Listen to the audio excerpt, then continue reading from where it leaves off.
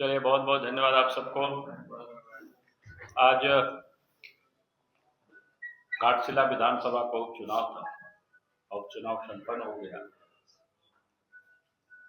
अभी तक अधिकृत रूप से तो आंकड़ा इलेक्शन कमीशन जारी करेगी ही, लेकिन अपने को जो जानकारी मिली है कि लगभग 5 बजे तक करीब करीब 74% के मतदान संभवतः हुआ है। हमें लगता है ये थोड़ा अंतिम रूप आएगा तो शायद आगे भी हो सकता है। कुल मिलाकर के मतदान बिल्कुल शांतिपूर्ण ढंग से रहा। उसके लिए इलेक्शन कमीशन को बहुत बहुत बधाई है हमारी ओर से,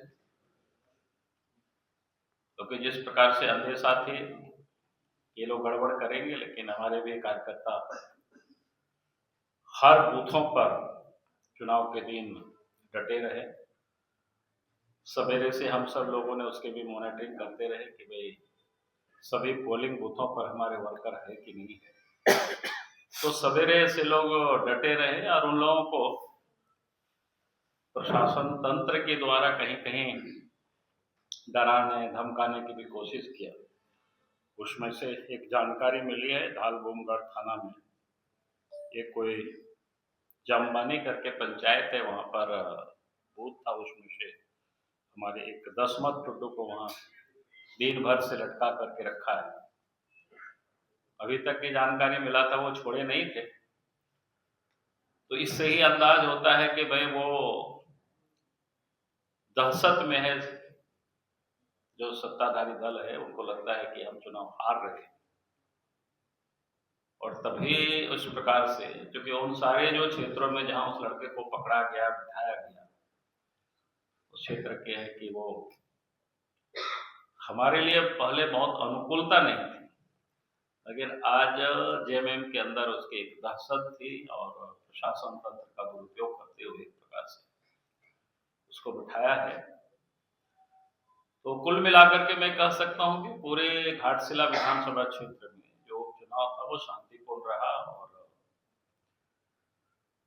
हमारे भी सभी कार्यकर्ताओं ने बड़ी मेहनत की, और उन कार्यकर्ताओं को भी बहुत बहुत बधाई देता हूं। अब हम सब लोग फिर अब 14 तारीख के चुनाव के परिणाम का हम सब लोग को प्रतीक्षा करना चाहिए, और मैं आज भी फिर से दोहरा रहा हूँ, इस बार घाटशिला विधानसभा के उपचुनाव का जो परिणाम होगा वो चौंकाने वाला होगा। तो जिस प्रकार से मतदाता जो टर्नअप हुए हैं, वोट डाले, तो ये बिल्कुल साफ है कि इस बार एनडीए गठबंधन की और बीजेपी की जीत बता दी। चलो, बहुत बहुत धन्यवाद इस विषय पर। और बताइए, बाकी एक बात मैं जरूर कहूंगा कि अभी आप सब लोगों ने देखा जो कल दिल्ली में जो घटना है, वो कोई सामान्य घटना नहीं है और अचानक घटना घटी ऐसा नहीं है, बल्कि आतंकवादियों की जो एक नए रास्ता नए तरीका लोगों ने अपनाया है। और आप सबको ध्यान में होगा 2024 का वो दिन भी याद होगा, अगस्त शायद 22 या 23 अगस्त का दिन। दिल्ली के एटीएस टीम ने झारखंड में आकर के डॉक्टर क्या इश्ताक अहमद करके डॉक्टर्स की गिरफ्तारी करके ले गया है, क्योंकि उनका तार अलकायदा से जुड़ा हुआ, यानी दिन में इलाज करते थे और रात में अलकायदा के लिए वो काम करते थे। कहने का अर्थ है कि दिल्ली ही नहीं, यूपी ही नहीं या गुजरात ही नहीं, बल्कि झारखंड भी उसे अछूता नहीं। और उसके बाद झारखंड में भी कई एक आतंकियों को पकड़ा है, और उससे पहले भी कई एक बड़ी बड़ी घटनाएं हुई है। और ये लड़का तो संभवतः शायद रिम्स से ही पढ़े लिखे थे, और रिम्स के पास से उसको कहीं पे, तो आप समझ सकते हो आतंकवादियों ने किस प्रकार से देश के हर हिस्सों में अपने नेटवर्क फैला करके रखा है। अब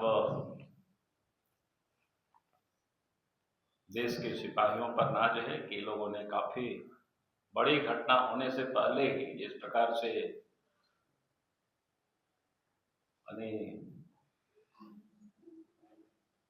एक्सप्लोसिव जहां 3000 किलो पकड़ा जाता है तो अपने आप में बड़ा गंभीर विषय है। डॉक्टरों की गाड़ी में अगर AK-47 मिलता है तो ये चिंता का विषय है सभी देशवासियों के लिए और खास करके तो झारखंड के लिए, क्योंकि झारखंड में इतनी बड़ी घटना होने के बाद भी आपने देखा होगा कि झारखंड सरकार ने कभी भी इस पर एक बयान तक भी नहीं दिया। तो इससे आप सोच सकते हो कि क्या हालत है। तो मुझे लगा कि इस विषय को भी मैं आपके सामने जरूर लाऊं और खाली आपको मैंने स्मरण कराया कि आज जो घटना हम लोग दिल्ली में देख रहे हैं, कहीं भी इस प्रकार की घटना करने की एक नए उसमें से पढ़े लिखे लोगों को और खास करके जो वहाँ 4-5 डॉक्टर्सों का नाम आया और यहाँ पहले ही एक डॉक्टर 2024 में 22 या 23 अगस्त को ही पकड़े गए हैं और फिर दिल्ली के पुलिस और उनको यहाँ से उठा करके ले गए। ये हम सबको संज्ञान में है और फिर से याद करने में दिला रहा हूँ। बहुत बहुत धन्यवाद। लाइव लगातार के वीडियो को लाइक करें, सब्सक्राइब करें और बेल आइकन को दबाना न भूलें।